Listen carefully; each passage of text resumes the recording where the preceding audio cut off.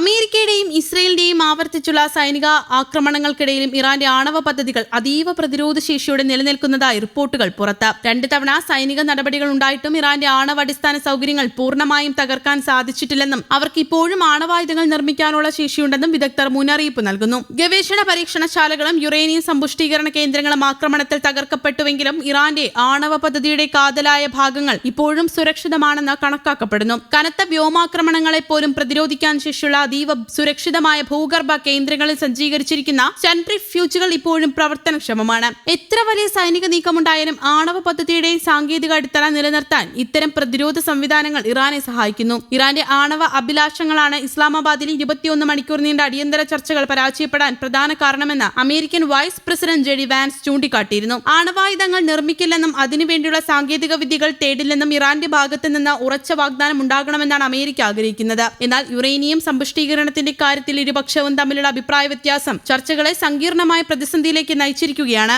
ഏകദേശം 1000 പൗണ്ടോളം സമ്പുഷ്ടീകരിച്ച യുറേനിയം ഇറാന്റെ കൈവശമുണ്ടെന്നത് ലോകരാജ്യങ്ങളിൽ വലിയ ആശങ്കയുണ്ടാക്കുന്നു. ഇതിന്റെ പകുതിയോളം ഇസ്ഫഹാനിലെ ആണവ കേന്ദ്രത്തിലെ അതീവ രഹസ്യമായ ഭൂഗർഭ തുരങ്കങ്ങളിലാണ് സൂക്ഷിച്ചിരിക്കുന്നതെന്ന് ഐക്യരാഷ്ട്രസഭയുടെ ആണവ ഏജൻസി സ്ഥിരീകരിച്ചിട്ടുണ്ട്. ഈ വസ്തുക്കൾ വിട്ടുകൊടുക്കാൻ ഇറാൻ എളുപ്പത്തിൽ തയ്യാറായേക്കില്ല എന്നും ഈ യുറേനിയം ശേഖരം കണ്ടുകെട്ടുന്നതിനുള്ള സൈനിക നീക്കം അതിസങ്കീർണവും അപകടകരവുമാണെന്നും അമേരിക്കൻ ഉദ്യോഗസ്ഥർ വിലയിരുത്തുന്നു. 2025 നടന്ന 12 ദിവസത്തെ യുദ്ധത്തിൽ അമേരിക്കൻ സൈന്യം ഫോർഡോ, നദാൻസ് തുടങ്ങിയ കേന്ദ്രങ്ങളിൽ വൻതോതിൽ ബോംബാക്രമണം നടത്തിയിരുന്നു. ഇതിനു പുറമെ ആണവ ശാസ്ത്രജ്ഞരെയും പ്രധാന ലാബുകളെയും ലക്ഷ്യമിട്ട് ഇസ്രയേലും നിരവധി നീക്കങ്ങൾ നടത്തിയിട്ടുണ്ട്. എന്നിരുന്നാലും ഇത്തരം ആക്രമണങ്ങൾക്കൊന്നും ഇറാന്റെ ആണവ പദ്ധതിയെ പൂർണ്ണമായും നശിപ്പിക്കാൻ കഴിഞ്ഞിട്ടില്ലെന്നാണ് റിപ്പോർട്ടുകൾ സൂചിപ്പിക്കുന്നത്. ആണവ പദ്ധതി സമാധാനപരമായ ആവശ്യങ്ങൾക്ക് ആണെന്നാണ് ഇറാൻ ആവർത്തിച്ചു വാദിക്കുന്നത്. സമ്പുഷ്ടീകരിച്ച യുറേനിയത്തിന്റെ വീര്യം കുറയ്ക്കാൻ അവർ തയ്യാറാണെന്ന് സൂചിപ്പിച്ചെങ്കിലും അമേരിക്ക ഇതിനെ സംശയത്തോടെയാണ് നോക്കിക്കാണുന്നത്. അതേസമയം ഇസ്ലാമാബാദിൽ നടന്ന ഇറാൻ US ചർച്ചകളെ വഴിമുട്ടിച്ചത് ഇസ്രയേൽ പ്രധാനമന്ത്രി ബെഞ്ചമിൻ നെതന്യാഹുവും ജെഡി വാൻസുമായി നടത്തിയ ഫോൺ വിളിയാണെന്ന ആരോപണം ഉയരുന്നു. ഇറാനും അമേരിക്കയും തമ്മിലുള്ള നീണ്ട തർക്കത്തിൽ ഒരു വഴിത്തിരിവാകുമായിരുന്ന ഈ കരാറിനെ നെതന്യാഹുവിന്റെ വിളി തകിടം മറിച്ചുവെന്ന് ഇറാൻ ആരോപിക്കുന്നുണ്ട്. നിരവധി വിഷയങ്ങളിൽ ധാരണയായെന്നും ആണവായുധവുമായി ബന്ധപ്പെട്ടുള്ള തർക്കമാണ് കരാറിലെത്താൻ സാധിക്കാതിരുന്നതെന്നും US പറഞ്ഞിരുന്നു. പുറത്തുനിന്നുള്ള ഒരു കക്ഷിയാണ് പ്രക്രിയയെ താളം തെറ്റിച്ചതെന്നാണ് ഇറാന്റെ ആരോപണം. ചർച്ചകൾക്കിടയിൽ ഇസ്രയേൽ പ്രധാനമന്ത്രി ബെഞ്ചമിൻ നെതന്യാഹു വാൻസുമായി നടത്തിയ ഫോൺ വിളി ചർച്ചകളുടെ ഗതി മാറ്റിയെന്ന് ഇറാൻ വിദേശകാര്യമന്ത്രി അബ്ബാസ് അരാക്ചിയെ ഉദ്ധരിച്ച് ഇറാനിയൻ മാധ്യമങ്ങൾ റിപ്പോർട്ട് ചെയ്യുന്നു. കരാറിന്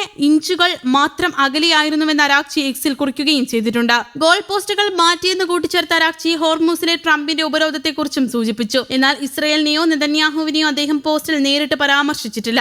അതേസമയം അമേരിക്ക ഇറാൻ ചർച്ചകളിൽ നിന്ന് ഇസ്രയേലിന്റെ മുൻഗണനകളിലേക്ക് സംഭാഷണം വഴിതിരിച്ചുവിട്ടെന്നും ഇത് ചർച്ചയുടെ പുരോഗതിയെ തടസ്സപ്പെടുത്തിയെന്നും അരാക്ചി പറഞ്ഞതായാണ് ഇറാനിയൻ മാധ്യമങ്ങൾ റിപ്പോർട്ട് ചെയ്യുന്നത്. യുദ്ധക്കളത്തിൽ നേടാൻ കഴിയാത്തത് അമേരിക്ക ചർച്ചകളിൽ നിന്ന് നേടിയെടുക്കാൻ ശ്രമിച്ചുവെന്ന് പ്രസ് ടിവിക്ക് നൽകിയ അഭിമുഖത്തിൽ ഇറാൻ വിദേശകാര്യമന്ത്രി പറഞ്ഞു. ഇറാന്റെ ആണവ പ്രവർത്തനങ്ങൾ മരവിപ്പിച്ച ഇറാനിയൻ ആസ്തികൾ വിട്ടുനൽകൽ, ഹോർമൂസ് കടലിടുക്കുമായി ബന്ധപ്പെട്ട സുരക്ഷാ ക്രമീകരണങ്ങൾ എന്നിവയാണ് പരിഹാരം കാണാത്ത വിഷയങ്ങളെന്നാണ് ചർച്ചയിൽ പങ്കാളിയായവർ പറയുന്നത്.